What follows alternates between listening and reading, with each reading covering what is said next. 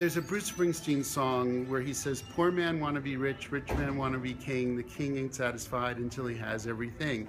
And the reality is that small-breasted women want to be big, big-breasted women want to be small. So no one's totally happy with what they have. So the reality is that smaller-breasted women sort of get that luxury of not having to wear a bra when they don't want to. The lineage, I think, is more important about the fact that I'm a guy in the bra business. This business was started by my great-grandfather in 1888 on Bleecker Street. I'm the last man standing. A D-cup bra used to be an outside size 20 some odd years ago when I started, but we started to see that there were more D-cups than before. I mean, I think that in my grandmother's era and before that, everyone was a 34B or a 34C. I mean, that seemed to be like the general size. And then all of a sudden we started to see D was a popular size, and then we said, well, if D works, why don't we get double Ds? And then we went to F, which is triple D, and G, and then we went to H. And I was like, well, this is interesting. Every single time we add a size, we have a customer for it. So then we went to J, and then we went to JJ, and then we went to K.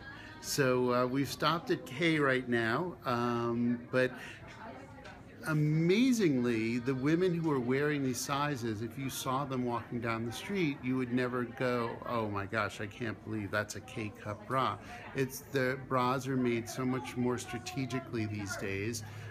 They're designed, a lot of them, on computers, and they're very sleek. We're seeing women come in with their daughters, and the moms are B and C cups, and the kids are G cups. So there's something going on. We haven't quite figured out what it is yet, but all we know is that we have to cover them. So the most important thing is to get support. I mean, you really have to be supported, and it's not just supported a little bit, it's a lot of support. Wearing old bras when you're young is the worst thing that you can possibly do. There are ligaments in your chest called Cooper's ligaments, and when they stretch, just like a ligament in your leg, they stretch forever. So the idea of a bra, and sometimes we forget form of a function, is to make sure that everything stays up. There's all kinds of things that can tell you when you've worn a bra for too long. They hurt, the wires are poking into you, they stretch, they lose their ability to hold you up. I mean, there's a big difference between you wearing a bra and the bra wearing you. I hear a lot of women say that they don't want a wired bra. If you're wearing the right size, that underwire should be the best friend that you ever had. The problem is that, you know, your breasts are in a very strategic part of your body.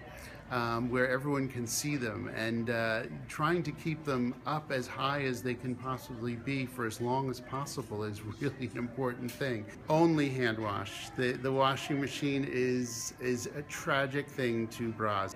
You've got to know what size you are. Your bra should not hurt you. If something is digging in and something feels uncomfortable, you are not wearing the right size. And bras give as you wear them.